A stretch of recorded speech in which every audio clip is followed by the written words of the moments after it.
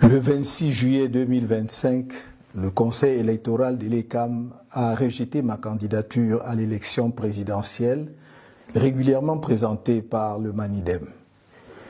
Le 28 juillet, j'ai déposé un recours contre cette décision infondée devant le Conseil constitutionnel.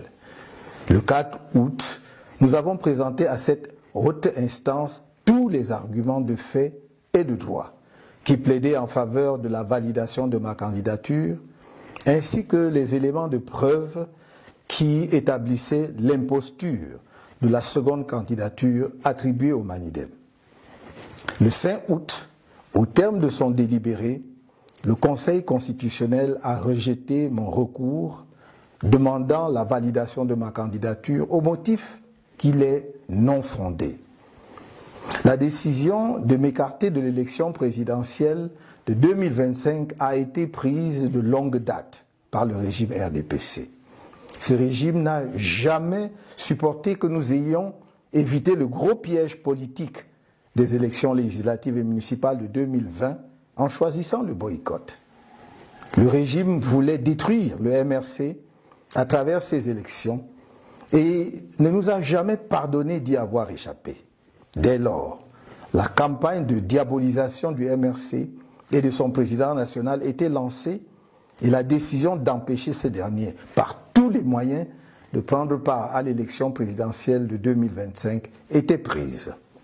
C'est dans cet esprit que les élections législatives et municipales prévues en février 2025 ont été reportées à mars 2026 afin d'empêcher le MRC d'avoir des élus et de pouvoir présenter son candidat à l'élection présidentielle d'octobre prochain. Le régime RDPC a organisé pendant plusieurs mois de faux débats sur la nullité du mandat impératif pour montrer malgré cela que le MRC ne pourra pas présenter de candidat sous sa bannière et que s'il tentait de le faire, celle-ci serait rejetée et le pouvoir veillerait à ce qu'il n'y ait pas la moindre protestation. Bien plus, on nous a indiqué la seule voie qui s'offrait à nous. Faire présenter ma candidature par un des 18 partis politiques ayant obtenu des élus à l'issue des élections de 2020. Je dois redire que rien n'interdisait au MRC de présenter un candidat à cette élection présidentielle. Mais il fallait éviter de donner au régime un prétexte pour rejeter une candidature présentée par le MRC, car le rejet de la nullité du mandat impératif était devenu pour ce régime une question de vie ou de mort.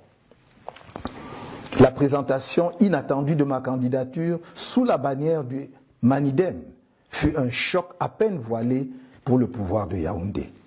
Pris de court, le régime en place s'est empressé de fabriquer un nouveau président de Manidem ainsi que son dossier de candidature pour créer artificiellement ce qu'on a appelé une pluralité d'investiture.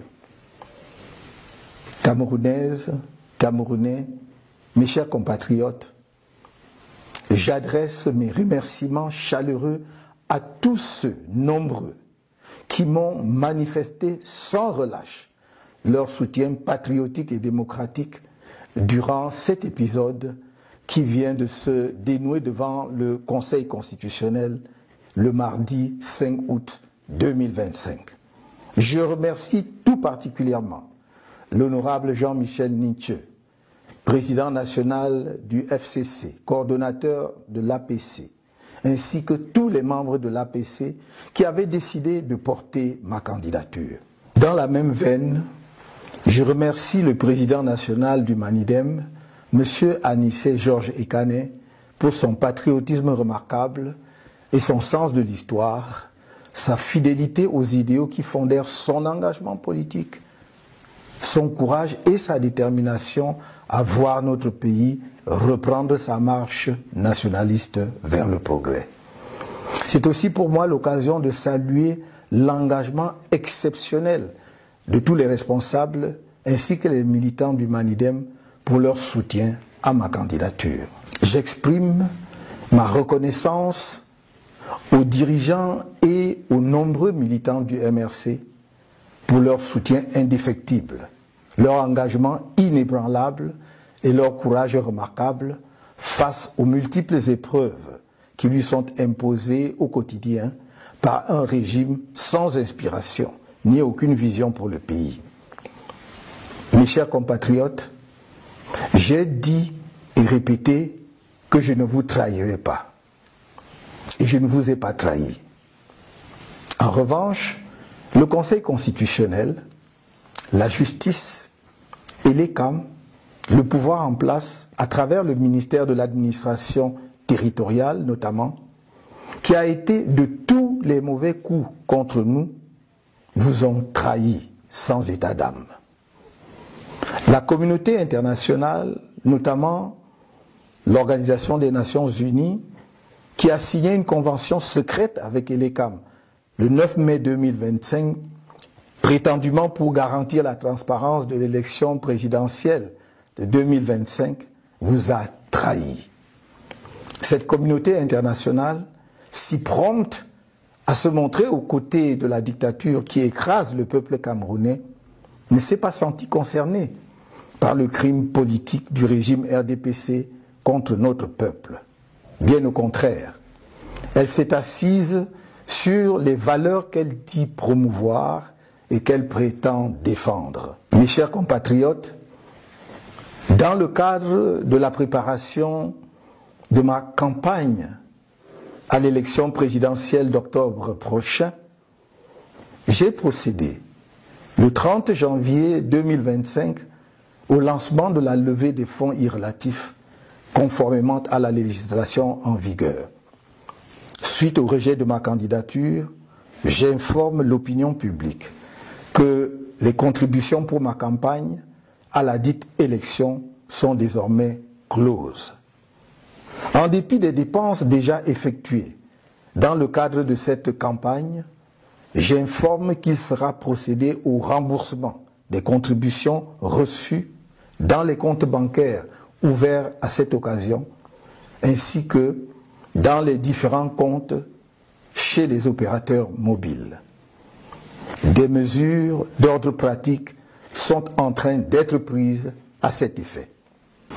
Camerounaises, Camerounais, mes chers compatriotes, je suis debout et resterai à vos côtés. La lutte continue. Vive le Cameroun.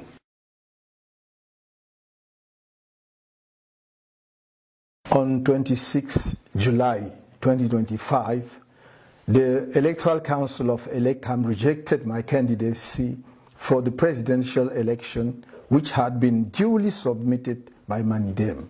On 28 July, I lodged an appeal against this unfounded decision with the Constitutional Council.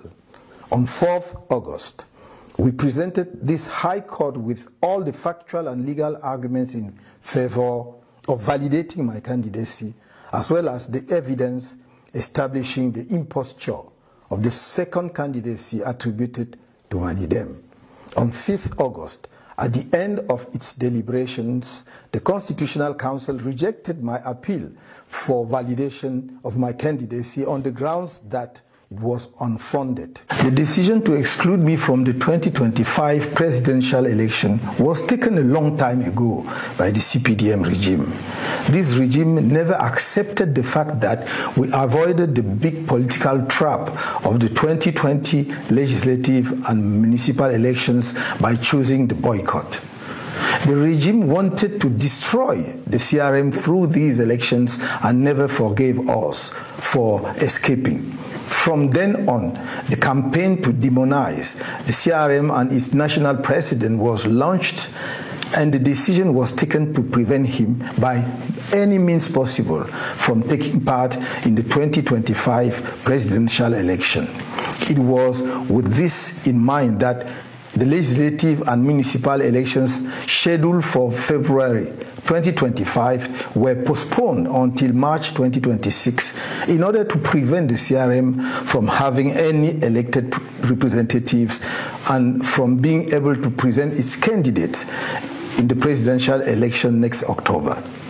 When it was discovered that the CRM had elected municipal representatives. The CPDM regime organized fake debates for several months on the nullity of the imperative mandate in order to show, in spite of this, that the CRM would not be able to present a candidate under its banner, and that if it tried to do so, it would be rejected and the authorities will ensure that there will be no protest whatsoever. What's more, we were told that the only option open to us was to have my candidacy put forward by one of the 18 political parties that has won seats in 2020 elections.